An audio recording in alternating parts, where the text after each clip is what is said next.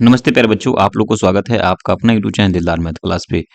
प्यारे बच्चों, हिंदी का आप लोग का एग्जाम 18 जो है दिसंबर को आप लोग क्लास 9th वाले बच्चे का होने जा रहा है। ठीक है, यदि आप लोग हिंदी में 100 में 100 नंबर लाना चाहते हो तो इस वीडियो के अंत तक जरूर देख के जाना। और मैं आप लोग को इस वीडियो में हिंदी का जो है सब्जेक्टिव मतलब जो दीर्घ उत्तरीय और लघु उत्तरीय प्रश्न मैं आप लोग को करवाने वाला हूँ। ठीक है, इसी चैनल पे आप लोग को जो है ऑब्जेक्टिव का भी प्रश्न पत्र आप लोग को जो है वीडियो मिलेंगे। तो चैनल को सब्सक्राइब सबके सब बच्चों क्या करना है, चैनल को सब्सक्राइब करके बेल आइकन को ऑन कर लेना है। ठीक है, बिल्कुल बच्चों, देख सकते हो कि क्लास 9 का क्वार्टरली एग्जामिनेशन दिसंबर यानी त्रैमासिक परीक्षा दिसंबर का 100 यहाँ से एक विषय कोड रहने जा रहा है, उसका मैं आप लोग को ऑब्जेक्टिव सब्जेक्टिव पर्सन करवाने जा रहा हूँ। ठीक है, तो चलिए आइए मैं आप लोग को सबसे पहले जो है सब्जेक्टिव पर्सन दिखाता हूँ। ये आपका सब्जेक्टिव पर्सन है, याद रखिएगा। ठीक है, सब्जेक्टिव पर्सन को करने से पहले आप लोग चैनल को सब्सक्राइब करके बेल आइकन को ऑन कर लीजिए। साथ ही साथ यदि आपको जो है मेरे व्हाट्सएप ग्रुप में जुड़ना है तो ये रहा व्हाट्सएप नंबर 62 051 34 187। यार बच्चों, आप इसको यदि देख लेते हो तो आप लोग एग्जाम बहुत अच्छा जाएगा। ठीक है, चलिए तो देखिए यहाँ से जो है खंड यहाँ से बोर रहेंगे वस्तुनि यहाँ से जो है पर्सन है गधांश है। देखिए पहला पर्सन है निम्नलिखित गधांशों में से एक गधांश को पढ़कर नीचे के प्रश्नों का आप लोगों को उत्तर करना है। प्रत्येक प्रश्न 2 अंक का रहेंगे, याद रखिएगा।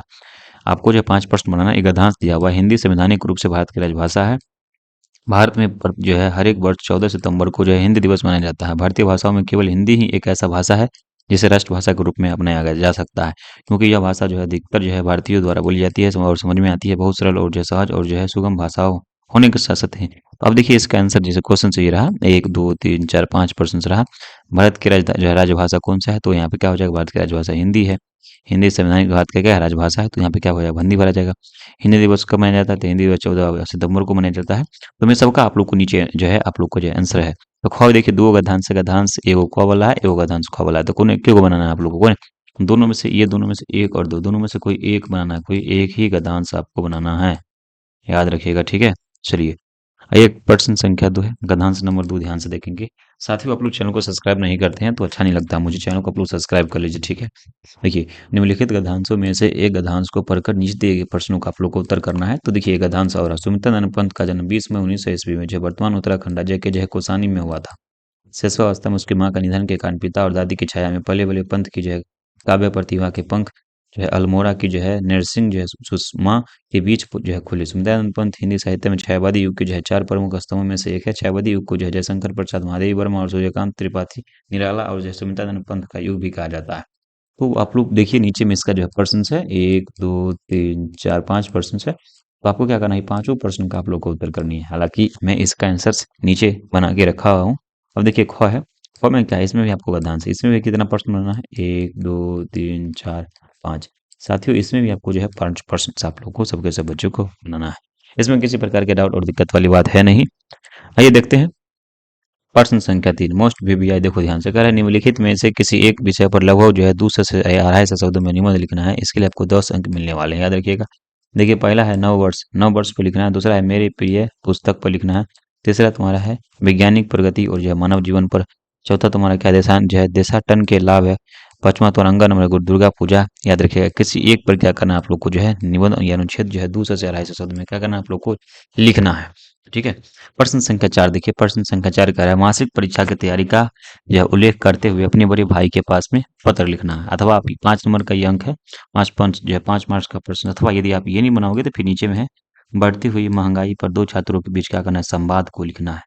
ठीक है, प्रश्न संख्या 5 को ध्यान से रखेंगे। निम्नलिखित प्रश्नों में से किसी, ये बुक का प्रश्न है। ठीक है, कह रहे लोकगीत किसे कहते हैं। साथियों लोकगीत किसे कहते हैं। दूसरा तुम्हारा है बिहार में जो है शास्त्रीय संगीत के कितने और जो कौन कौन से रूप जो है विशेष प्रचलित रहे हैं। उसका देखिए यहाँ पे जो है 3 नंबर पॉइंट है, भारतीय नृत्य कला मंदिर कहाँ है, उसकी जो स्थापना किसने किया था। 4 में है निमो की मौत पर शीर्षक कविता के माध्यम से कवि ने समाज के किस वर्ग के जय प्रति अपनी जो सहानुभूति को प्रकट किया है। 5 नंबर देखिए समुद्र शीर्षक कविता के अनुसार से मनुष्य समुद्र की प्रकृति में क्या डिफरेंट है। 6 नंबर है मेरा ईश्वर मुझे नाराज है, कभी ऐसा क्यों कहते हैं। साथ ही उसमें से 5 प्रश्न आपको बनाना है, केवल आपको 5 प्रश्न का ही उत्तर करना है। बिरजू की मां को जो है लालपन की बेगम क्यों कहा गया है। या फिर 10 नंबर देखिए ग्राम गीत के मेरुदंड क्या है। साथियों प्रश्न संख्या 6 पे आते हैं। देखिए प्रश्न संख्या 6 क्या कह रहा है, निम्नलिखित प्रश्नों में से किसी एक प्रश्न का क्या करना है आप लोग भावार्थ लिखना। देखिए यहाँ से क में निबंध लेखन में जो है कल्पना का क्या महत्व बतलाना है। या फिर देखिए ख में है निम्नलिखित जो है पंक्तियों का जो है स्वप्रसंग व्याख्या करना है। हम जानते थे कि अंधेरे में कोने में दुबक जो है जो है सूखी रोटी और 3 दिन पुराना साग वह चोरी की तरह जो खाती रही।